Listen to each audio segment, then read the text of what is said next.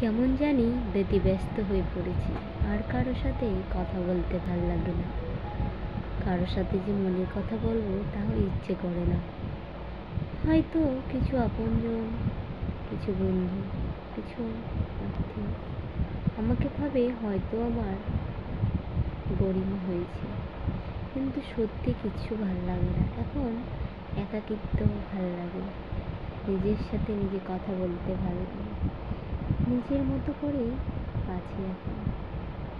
হাজারটা প্রশ্নের হাজারটা উত্তর খুঁজে না।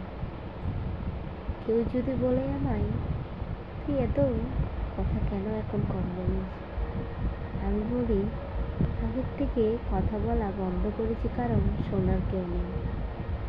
আর কিছু যদি বলি তো লোক বলবে বক বক করছি। তাই আগের চেয়ে কথা বলা বন্ধ করেছি।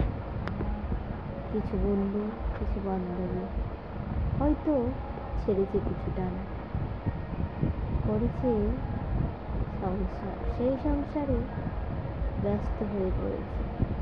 বাচ্চা নিয়ে, মেয়েকে নিয়ে, সংসার, স্বামী, শাশুড়, শ্বশুর, শাশুড়ি মা, সবাইকে নিয়ে কেমন যেন ব্যতিব্যস্ত হয়েছে। আর কাউকে কমপ্লেন করি না যে এটা হয়েছে ওটা হয়েছে। কেমন জানি একটা একঘেয়েমি চলে এসেছে। সেই আগের মতো আর হাসি মুখটা চলে গেছে। সেই যে খোলা মনে হাসতাম, খোলা মনে কথা বলতাম, সেই কথা বলাটা আর হয় না।